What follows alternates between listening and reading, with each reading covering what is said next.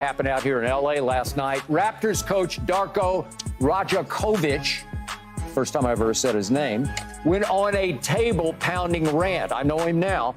After the Raptors lost by a point last night to the Lakers in L.A., it was 132 to 131. That was a lot of points. But his point was that in the fourth quarter alone, the Lakers shot 23 free throws to Toronto's 2 free throws.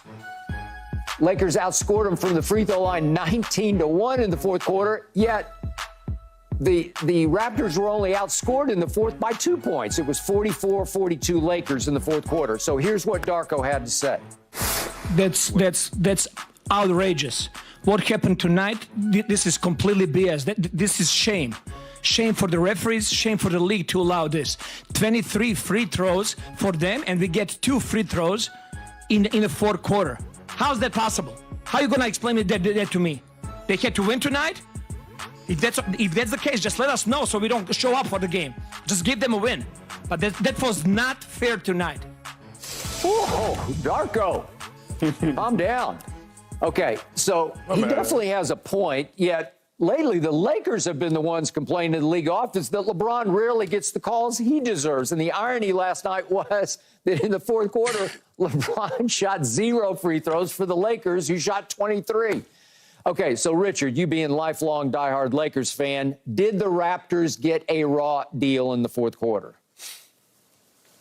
I don't know, Skip. I mean, some of those were intentional fouls. There was an offensive foul in there. There was the flagrant that may have been a flagrant 1. They gave as a flagrant 2. Yeah, when he elbowed Cam Reddish in the face. I think it was. Quickly came across. Yeah. Yeah. I mean, that was probably that was what. Right. That was what 10, 12 free throws right there. So those were kind of self-inflicted. And then the rest of them, you got to expect a team that has a big man that's dominating in the paint is going to get some calls. And that's what happened. Now, did I think there were some calls that they could have got Toronto on the three-pointer that was banked in? I thought maybe there was a foul. There was a chance.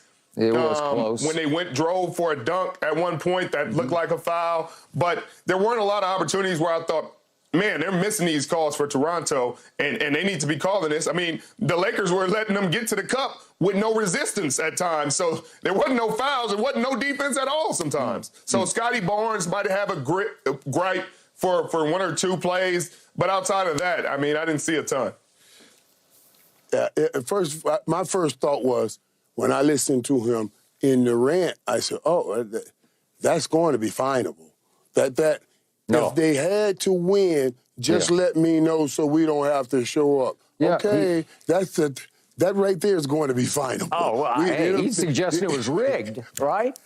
That's what I'm saying. And the NBA is not going for that, buddy. No. Oh, they will not go for that. No. God, trust me, they're going to say something about that. You talked about it, Sherm. 11 free throws were how many Anthony Davis had in the fourth quarter. So you know, but when you hear those numbers, I can understand his gripe. When you hear those numbers, and you guys are breaking it down, of course, you know, with some of the intentionals and all of that.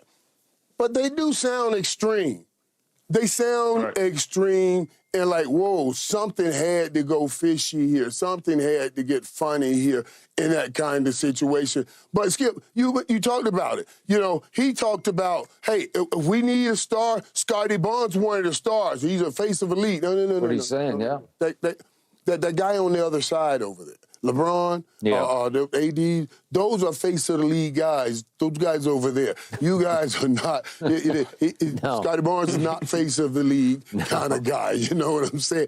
Good player, good young player, but not face of the league kind of guy right now. So I see it. I said, man, I don't know if I'm saying they were cheating or anything like that. I don't think that was his situation. I also thought about this, guys, because I know we're talking about Draymond Green. I said to myself, I wonder even if Draymond Green did that same thing Quilly just did, are we going to see, because nobody said that was intentional when Quilly did it last night when he hit Cam Reddish. It's just a thought that went through my head because now since he's back, Draymond Green back, if one of those kind of situations, are we going to call that unintentional, that kind of situation? That's what I thought about. I don't think this was purposeful. I just think it fell out that way. Okay.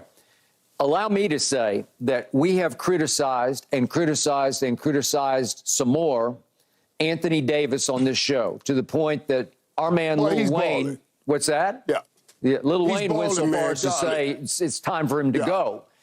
And I believe that Wayne, one of the smartest people I know on the face of this earth and one of the smartest sports fans I know, he was calculated. He wanted to light a new fire under Anthony, and I believe he has, because ever since Wayne called him out, boy, Anthony has been playing, dare I say, at a top 5 level. His fourth quarter last night was a top 5 player fourth quarter, because you score 20 in the fourth when the other team is just raining threes on you, and you go to the free throw line 11 times and make all 11, and even better, down the stretch of that game, Anthony Davis made 9 straight free throws in the last 4 minutes. That's extraordinary to me for a man that big. It's like Joel Embiid can make free throws, but for Anthony, who's missed a lot of key free throws in the past for this team, to come up that big was special to me. And it was significant to me because he's showing you he can carry the load. He can still do it. I know we say, yeah, but where will you be tomorrow night, the next night, the next night? But that was spectacular. And remember, it's 132 to 131, so nobody's playing much defense here. And the Lakers still, I've seen him clamp down on the Clippers, and I saw him clamp down on Indiana in that Cup final, but they weren't playing any defense last night. But the point was that Toronto does have a respectable big man in Jakob Poeltl. I know him. I like him. I think he's a good guy, and I think he's a smart player, and he gives you all he's got every night, and he'll give you like 11 and 8. And he couldn't play last night, so all of a sudden they got a gaping hole in their defense, and Anthony and LeBron took advantage of it because LeBron's just feeding Anthony like crazy. And he rose and he shone last night. And yet it did come down to one play, and Toronto had some beef here, although I'm with the call on this. If we could see it real quick, this is 24.8 seconds left. Scotty Barnes, face of the league, made another 3. And it was cold, man. It was a cold-blooded 3. And they called R.J. Barrett for a moving screen. And I thought he did because he moves into Anthony. I thought he was moving. And I thought it was a fair call. They went crazy. Toronto did because they thought they were already getting screwed. But do you guys think that was a reasonable call? The right call? Yeah, I mean, I think it was a foul. I think Anthony Davis might have exaggerated it to a degree. I don't think that should have knocked him to the ground, but I think it was a moving screen. Had they not called that before? No question. I think Anthony Davis being on the court and falling to the ground affected that call. All right. I don't think that was much of a call. Right. Look here. You know, it's not like he's continuing to move. And you're right. Anthony put some. He put some Hollywood on it. He put some Hollywood on it. Okay, but if you don't call that, the game is tied at that point. Maybe we're having a different conversation. And yet Anthony goes late in the game and makes the 2 free throws that makes it a 4-point game. And then Richard mentioned Schroeder, ex-Laker, makes one off the glass. If we could see this at the end. And here we go, Richard. Richard, you got this. And it could have been, it looked like Austin Reeves might have gotten him.